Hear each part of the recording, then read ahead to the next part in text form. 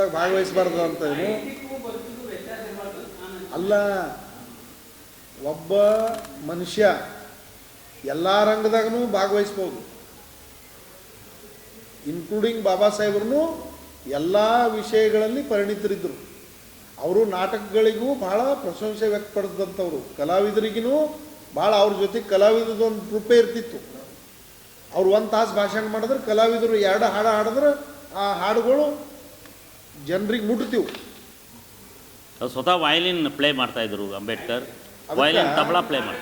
ನಾವು ಬಂದಿದ್ದೇವೆ ಅಲ್ಲ ಅಲ್ಲ ಸರ್, ಅಲ್ಲ ತಿರುಚಿದು ಅಂತ ಹೇಳಿದ್ರಲ್ಲ ನೀವು, ತ್ರಿಕಾಲ ಜ್ಞಾನಿ ಆದ್ದರಿಂದ ಹೇಳ್ತಿದ್ರಿ, ನೋಡದೇ ಗೊತ್ತಾಗ್ಬಿಡ್ತದೆ. ನಾವು ಬಂದ ತಕ್ಷಣನೇ ಅದು ಬಿಜೆಪಿ ಬೆಂಬಲಿತ, ಬಿಜೆಪಿ ಪ್ರಾಯೋಜಿತ. ನೀವು ತಿರುಚಿದ್ದು ಅಂತ ಹೇಳಿದ್ರಲ್ಲ, ಅದಕ್ಕಾಗಿ ಇಷ್ಟು ಜ್ಞಾನ ಇದೆಯಲ್ಲ ಟ್ಯಾಕ್ಸ್ ಅಂದರೆ ನೋಡದೇ ಗೊತ್ತಾಗ್ಬಿಡ್ತದೆ.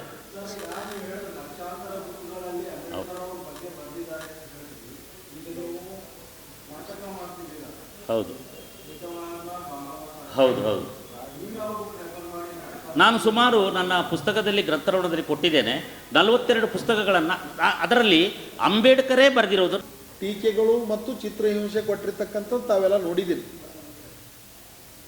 ಬಾಬಾ ಸಾಹೇಬ್ ಅಂಬೇಡ್ಕರರು ಈ ದೇಶದ ಜಾತಿ ವ್ಯವಸ್ಥೆಯಲ್ಲಿ ಅನೇಕ ತೊಂದರೆಗಳು, ಅನೇಕ ಕಷ್ಟ ನೋವುಗಳನ್ನು ಅನುಭವಿಸಿನೂ ಕೂಡ ಮೇಲೆ ಬಂದು ಇದು ಎಲ್ಲದಕ್ಕೂ ಒಂದು ಪರಿಹಾರ ಕೊಡಬೇಕಲ್ಲ ನಾನು ಅಂಥೇಳಿ ಸಾಕಷ್ಟು ಅಧ್ಯಯನ ಮಾಡೋದ್ರ ಜೊತೆಗೇ ಸುಮಾರು ದಿನಕ್ಕೆ 16ರಿಂದ 18 ತಾಸು ಕಷ್ಟಪಟ್ಟು ಏನೇ ಸಮಸ್ಯೆಗಳಾದ್ರೂ, ಎಷ್ಟೇ ಆರೋಗ್ಯ ಕೆಟ್ಟರೂ ಕೂಡ ಅವರು ಈ ದೇಶದ ಜನರ, ಈ ದೇಶದ ಶೋಷಿತ ವರ್ಗಗಳ ಬಗ್ಗೆ ಸಾಕಷ್ಟು ಕೆಲಸ ಮಾಡಿರ್ತಕ್ಕಂಥದ್ದು ನಾವು ನೋಡಿದ್ದೀವಿ.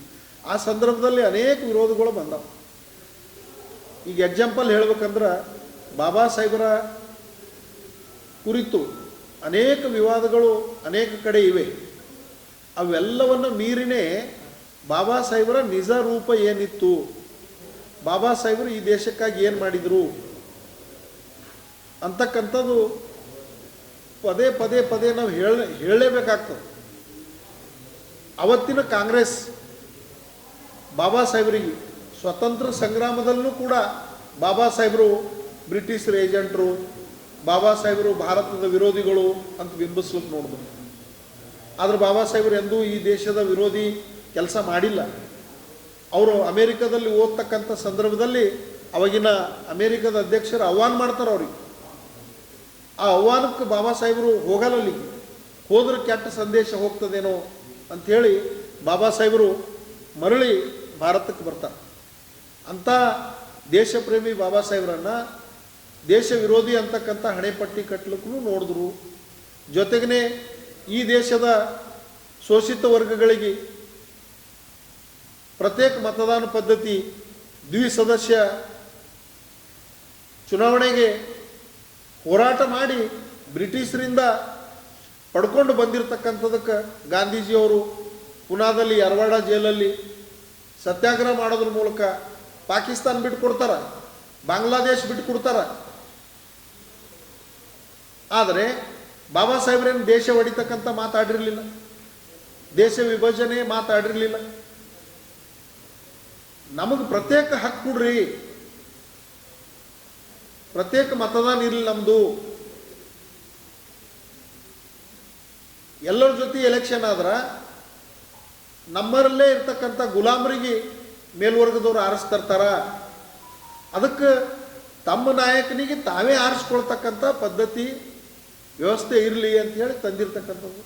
ಗಾಂಧೀಜಿಯವರು 21 ದಿನ ಉಪವಾಸ ಸತ್ಯಾಗ್ರಹ ಮಾಡೋದ್ರ ಮೂಲಕ ಗಾಂಧೀಜಿ ಇನ್ನೇನು ತೀರು ಹೋಗ್ತಾರ, ಸಾಯ್ತಾರ ಅಂತಕ್ಕಂಥ ಸಂದರ್ಭ ಬಂದಾಗ ಅನೇಕ ಬಾಬಾ ಸಾಹೇಬರು ಕಾರಿನ ಮೇಲೆ ಹಲ್ಲೆಗಳಾಗ್ತಾವೆ, ಮನೆ ಮೇಲೆ ಹಲ್ಲೆಗಳಾಗ್ತಾವೆ. ಬಾಬಾ ಸಾಹೇಬ್ರ ಬಗ್ಗೆ ಸಾಕಷ್ಟು ವಿರೋಧವಾಗಿ ಬರೀತಾರೆ. ಕೊನೆಗೆ ಬಾಬಾ ಸಾಹೇಬರು ಇದು ಗಾಂಧೀಜಿಯವ್ರಿಗೆ ಏನಾದರೂ ಆಯ್ತಂದ್ರೆ ಇದೊಂದು ದಂಗೆ ಹೇಳ್ತದ ಅಂಥೇಳಿ ಮನಸ್ಸಿಲ್ಲದೆ ಇದ್ದರೂ ಒಪ್ಪಿಕೊಂಡು ಹೋಗಿ ಗಾಂಧೀಜಿಗೆ ಮಾತು ಕೊಟ್ಟು ಕೇವಲ ಮೀಸಲಾತಿಗೆ ಸೀಮಿತ ಮಾಡಿದ್ರು. ಸ್ವತಂತ್ರ ಪೂರ್ವದಿಂದ ಹಿಡಿದು ಅವರ ಬದುಕಿನವರೆಗೂ ಕಾಡಿರ್ತಕ್ಕಂಥದ್ದು ತಾವು ನೋಡ್ರಿ. ಅನೇಕ ಚುನಾವಣೆಗಳಲ್ಲಿ ಅವ್ರಿಗೆ ಸೋಲಿಸಿದ್ರು. ಸಂವಿಧಾನ ರಚನೆ ಸಮಿತಿಗೆ ಬರಬೇಕಾದ್ರೆ ಅವ್ರಿಗೆ ಬರಲಾರ್ದಂಗೆ ನೋಡಿಕೊಂಡ್ರು. ಕೊನೆಗೆ ಬಂಗಾಲದಿಂದ ಜೋಗೀಂದ್ರನಾಥ್ ಮಂಡಲ್ ಅವರು ಕುಲ್ನಾ ಮತ್ತು ಜೈಸೂರದಿಂದ ಗೆದ್ದಿರ್ತಕ್ಕಂಥದ್ದು ರಾಜೀನಾಮೆ ಕೊಟ್ಟು ಬಾಬಾ ಸಾಹೇಬ್ರಿಗೆ ಅಲ್ಲಿಂದ ಗೆಲ್ಲಿಸ್ತಾರೆ. ಕಂಡೀಷನ್ ಏನಾಗಿರ್ತದ, ಪಾಕಿಸ್ತಾನಕ್ಕೆ ಯಾವ ಪ್ರದೇಶ ಬಿಟ್ಕೊಡ್ಬೇಕು, ಭಾರತದಲ್ಲಿ ಯಾವ ಪ್ರದೇಶ ಉಳ್ಕೋಬೇಕು ಅಂದ್ರೆ ಹಿಂದೂ ಬಾಹುಳ್ಯ ಪ್ರದೇಶಗಳು ಭಾರತದಲ್ಲೇ ಉಳ್ಕೋಬೇಕು, ಮುಸ್ಲಿಂ ಬಾಹುಳ್ಯ ಪ್ರದೇಶಗಳು ಪಾಕಿಸ್ತಾನಕ್ಕೆ ಹೋಗ್ಬೇಕಂತ ಹೇಳಿ ನಿರ್ಣಯ ಆಗಿರ್ತದೆ. ಆದರೆ ಜೈಸೂರ್ ಕುಲ್ನಾ ಹಿಂದೂ ಬಾಹುಳ್ಯ ಪ್ರದೇಶ ಇರ್ತದೆ, ಅದು ಪಾಕಿಸ್ತಾನಕ್ಕೆ ಬಿಟ್ಟು ಕೊಡ್ತಾರೆ. ಬಾಬಾ ಸಾಹೇಬರು ಬರಬಾರ್ದು ಆ ಸಂವಿಧಾನ ರಚನಾ ಸಮಿತಿಗೆ ಅಂತೇಳಿ. ಆ ಸಂದರ್ಭದಾಗ ಪುನಾಲಿಂದ ಆಯ್ಕೆ ಆಗಿರ್ತಕ್ಕಂಥ ಡಾಕ್ಟರ್ MR ಜೈಕರ್ ಅವರು ಯಾವುದೋ ಕಾರಣಕ್ಕೆ ರಾಜೀನಾಮೆ ಕೊಟ್ಟಿರ್ತಾರೆ. ಪುನಃ ಬಾಬಾ ಸಾಹೇಬರು ಇಂಗ್ಲೆಂಡಿಗೆ ಹೋಗಿ ವೈಸ್ರಾಯ್ ಅವರಿಗೆ ಮಾತಾಡಿ ಅಲ್ಲಿಂದ ಒತ್ತಡ ಹೇರಿ ಇಲ್ಲಿ ಬಂದು ಸರ್ದಾರ್ ಪಟೇಲ್ರು ಕೆಲವು ಜನ ಬಾಬಾ ಸಾಹೇಬರಿಗೆ ಬೆಂಬಲಿಸೋದಕ್ಕಾಗಿ ಆ ಜೈಕರ್ ಅವರು ಹಿಂದೂ ಮಹಾಸಭಾದ ನಾಯಕರು ಇರ್ತಾರೆ. ಜೈಕರ್ ಅವರು ಸ್ವತಃ ಬಾಬಾ ಸಾಹೇಬರ ಬೆಂಬಲಕ್ಕೆ ನಿಂತು ಚುನಾವಣೆ ಮಾಡಿ ಬಾಬಾ ಸಾಹೇಬರಿಗೆ ಸಂವಿಧಾನ ರಚನಾ ಸಮಿತಿ ಕಳಿಸ್ತಾರೆ. ಇದೆಲ್ಲ ಆದಮೇಲೆ ಸಾರ್ವತ್ರಿಕ ಚುನಾವಣೆಗಳಲ್ಲಿ ನೆಹರೂಜಿಯವರು 2 ಸಲ ಬಂದು ಬಾಬಾ ಸಾಹೇಬರ ವಿರುದ್ಧ ಪ್ರಚಾರ ಮಾಡಿ ಸೋಲಿಸ್ತಾರೆ. ಅವ್ರ ಬಳಿ ಕೆಲಸ ಮಾಡ್ತಕ್ಕಂಥ ಒಬ್ಬ ಸಾಮಾನ್ಯ ಮನುಷ್ಯಾಗ ಕಾಂಗ್ರೆಸ್ ಕ್ಯಾಂಡಿಡೇಟ್ ಮಾಡ್ತಾರೆ. ಮತ್ತೊಮ್ಮೆ ಬೈ ಎಲೆಕ್ಷನ್ದಾಗ ನಿಂತಾಗ ಅಲ್ಲೂ ಕೂಡ ಸೋಲಿಸ್ತಾರೆ. ಅಂದರೆ ಬಾಬಾ ಸಾಹೇಬರು ಪಾರ್ಲಿಮೆಂಟಿಗೆ ಬರಬಾರ್ದು ಅಂತಕ್ಕಂಥದ್ದು ಕಾಂಗ್ರೆಸ್ಸಿನ ಖಚಿತ ನಿಲುವಿತ್ತು. ಬಾಬಾ ಸಾಹೇಬರ ವಿದ್ವತ್ತು, ಬಾಬಾ ಸಾಹೇಬರ ವಿಚಾರ ಎಲ್ಲ ಭಾಷೆಗಳಲ್ಲಿ ಅವರು ಪಂಡಿತರಿದ್ದರು. ಅದು ಅರ್ಥಶಾಸ್ತ್ರ ಇರ್ಬೋದು, ರಾಜ್ಯಶಾಸ್ತ್ರ ಇರ್ಬೋದು, ಕಾನೂನು ಶಾಸ್ತ್ರ ಇರ್ಬೋದು, ಅನೇಕ ವಿಚಾರಗಳನ್ನು ಇಡೀ ಪ್ರಪಂಚದಲ್ಲೇ 6-7 ಜನ ಮೇಧಾವಿಗಳಲ್ಲಿ ಬಾಬಾ ಸಾಹೇಬರು ಒಬ್ಬರು. ಅವರು ಬರಲಾರ್ದಂಗೆ ನೋಡ್ಕೊಂಡ್ರು ನೆಹರು ಅವರು ಮತ್ತು ಅವರ ತಂಡ. ಕಾನೂನು ಮಂತ್ರಿ ನಂಗೆ ಬ್ಯಾಡ ಅಂದ್ರೆ ಬಾಬಾ ಸಾಹೇಬರು ಕಾನೂನು ಕೆಲಸ ಎಲ್ಲ ಮಾಡೀನ್ರಿ ಸಂವಿಧಾನದಾಗ, ನನಗೆ ಪ್ಲ್ಯಾನಿಂಗ್ ಕೊಡ್ರಿ ಇಲ್ಲ ಫೈನಾನ್ಸ್ ಕೊಡ್ರಿ, ಈ ದೇಶದ ಚಿತ್ರಣನೇ ಬದಲಾಯಿಸ್ತೀನಿ. ನನಗೆ ಬ್ರಿಟಿಷ್ ಗೌರ್ಮೆಂಟ್ನಾಗ labour minister and planning minister ಕೊಟ್ಟಿರು, ನಾ ಲೇಬರಿಗಾಗಿ ಸಾಕಷ್ಟು ತಿದ್ದುಪಡಿಗಳು ಕಾನೂನುಗಳು ತಂದೀನಿ. ಪ್ಲ್ಯಾನಿಂಗ್ ಮಿನಿಸ್ಟರ್ ಇದ್ದಾಗ ಸಾಕಷ್ಟು ಯೋಜನೆಗಳು, ಅದು ಬಾಕ್ರಾನಾಂಗಲ್ ಯೋಜನೆ ಆಗಿರ್ಬೋದು, ಕೊಯ್ನಾ ಡ್ಯಾಮ್ ಆಗಿರ್ಬೋದು, ಅನೇಕ ವಿದ್ಯುತ್ ಶಕ್ತಿ ಯೋಜನೆಗಳು ತಂದಿರತಕ್ಕಂಥದ್ದು. ಈ ದೇಶದಲ್ಲಿ ನಾವು ಅಮೇರಿಕಲಿಂದ ಅವರು ಪ್ರಾಣಿಗಳಿಗೆ ಹಾಕ್ತಕ್ಕಂಥ ಗೋಧಿ ತಂದು ನಮಗೆ ಹಾಕ್ತಿರು. ಅದು ತೀವ್ರಗತಿಯಲ್ಲಿ ನಮ್ಮ ಅಗ್ರಿಕಲ್ಚರ್ ಡೆವಲಪ್ ಆಗಬೇಕಾದ್ರೆ ಬಾಬಾ ಸಾಹೇಬ್ರನ್ನು ಭಾಳ ಕೊಡುಗೆ ಇದೆ. ನೀರಾವರಿಗಾಗಿ ಅವ್ರದ್ದೇ ಆದಂಥ ಆಲೋಚನೆಗಳಿದ್ದು, ಗಂಗಾ ಕಾವೇರಿ ಜೋಡಣೆ ಬಾಬಾ ಸಾಹೇಬ್ರ ಕಲ್ಪನೆನೇ. ಅವ್ರಿಗೆ ಭಾರತ ರತ್ನ ಕೊಡಲಿಲ್ಲ.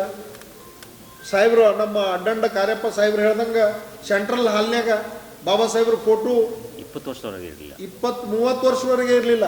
ರಾಮ್ ವಿಲಾಸ್ ಪಾಸ್ವಾನ್ ಬಂದು ಸೆಂಟ್ರಲ್ ಹಾಲ್ ವಿಸಿಟ್ ಮಾಡಿದಾಗ ಇಲ್ಲಿ ಬಾಬಾ ಸಾಹೇಬ್ರ ಫೋಟೋ ಹಾಕಿಲ್ಲ ಅಂದ್ರೆ ಸ್ಥಳಾವಕಾಶ ಇರಲಿಲ್ಲ, ಅದಕ್ಕೆ ಹಾಕಿಲ್ಲ. ಒತ್ತಾಯ ಆದಾಗ ಜೋರು ಮಾಡಿದಾಗ ಅಲ್ಲಿ ಸೆಂಟ್ರಲ್ ಹಾಲ್ನಾಗ ಬಾಬಾ ಸಾಹೇಬ್ರ ಫೋಟೋ ಹಾಕ್ತಾರೆ. ಇವರೇ ಭಾರತ ರತ್ನ ತೊಂದರು. ನೆಹರು ಅವ್ರು ತೊಂದರು, ಇಂದಿರಾ ಗಾಂಧಿ ಅವ್ರು ತೊಂದರು, ರಾಜೀವ್ ಗಾಂಧಿ ಅವರಿಗೂ ಕೊಟ್ಟರು. ಆದರೆ ಬಾಬಾ ಸಾಹೇಬ್ರಿಗೆ ಭಾರತ ರತ್ನ ಕೊಡಲಿಲ್ಲ.